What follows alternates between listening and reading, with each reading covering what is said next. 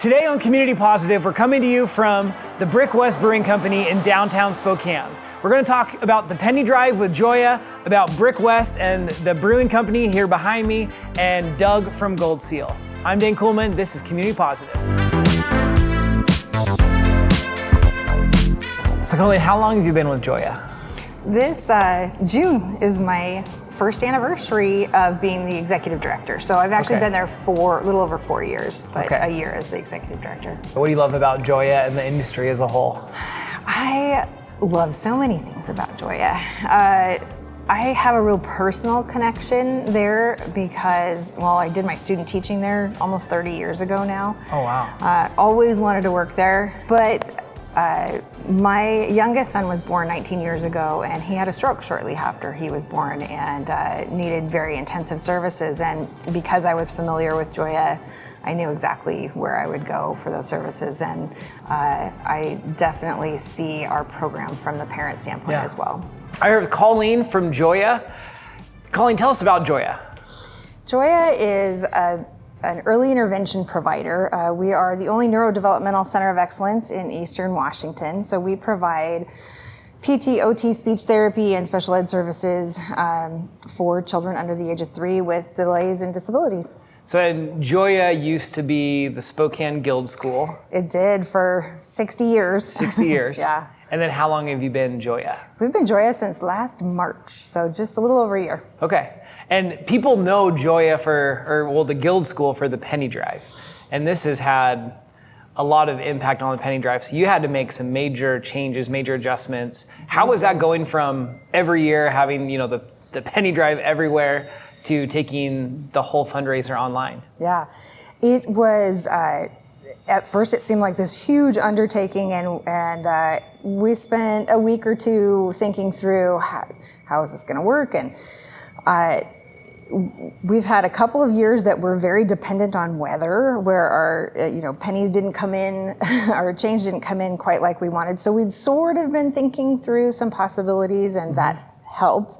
But we made the shift to an online campaign, and people responded really well. We extended the period of time people had to donate, so it wasn't just one day. Right. And that helped a lot. And we now are really close to meeting our goal. So, and then all this with therapy, because you guys are very hands-on therapy, and this has been a huge change for that. Tell us, one, how you guys handled the transition, because therapy still needed to happen, and the future. Right. So when we got the word that the governor was closing the schools, that we were already thinking about changes that we needed to make about in-person services, but we really quickly, over the course of a weekend, explored telehealth, got everything lined up, contacted all the families, and really from Friday when the announcement was made to Tuesday morning, we started providing telehealth services. Wow. And it was an amazing shift on the part of our families and our staff. Just really, really resilient people. What did your staff have to do to make those adjustments? I mean, obviously, everything just changed, but how did they stay effective while they're doing that? Yeah, it's a challenge. When you put a 2-year-old in front of a iPhone screen, it's a little hard to do physical therapy. But one of the things they shifted to is more parent coaching. So they're really, because the PT isn't there actually, feeling a child's muscle tone and things, they're depending on the parents to do that. And really, some very positive things have come out of that. Parents are just incredibly engaged, and they're getting information and knowledge that maybe otherwise they might have been a little more passive in the process. So they're very active in this process. The people that you take care of are birth to 3. Yep, they're all under the age of 3. Then they move on to other services in Spokane that you guys partner with? So that's really interesting, a really important point. Yeah, we partner with other agencies, but most of the kids who qualify for services go on to transition to the public schools. And right now, during this time when the public schools don't have children in the building, you can imagine if your 3-year-old qualified for special ed services, but you've never met any of the staff, and there isn't really a classroom to transition into.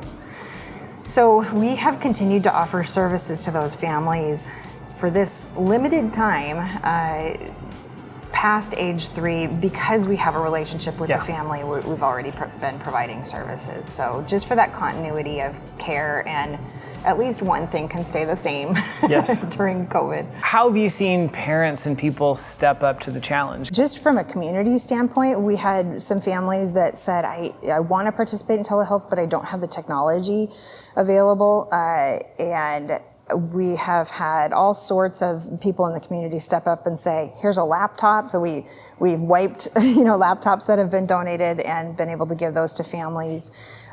We've had some people that donated internet access, and so that has been great to see.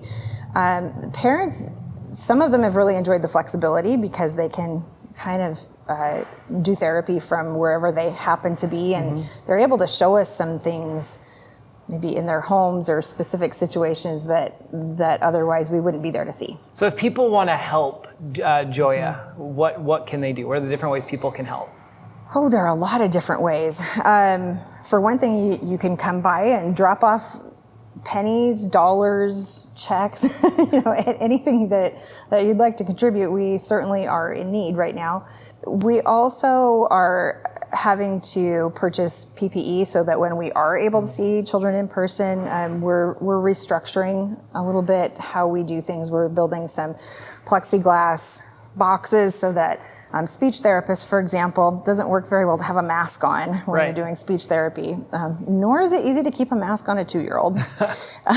So we're purchasing masks for families and staff, but also then we need some other ways to be able to provide therapy. So plexiglass is hard to come by. And all of it costs money. Yeah. So At the end of the day. Yep. And in addition to that, our telehealth has been a wonderful resource, but it does add up as well. So Love it. Well, thank you so much for doing what you do. Thanks for coming on the show. Anything we can do to help support the cause. After this, we have Doug from Gold Seal. Check out Community Positive, a TV show dedicated to promoting positivity. Each week, we highlight business owners and community leaders doing incredible things in the Spokane community. Saturday and Sunday at 6 on Fox 28.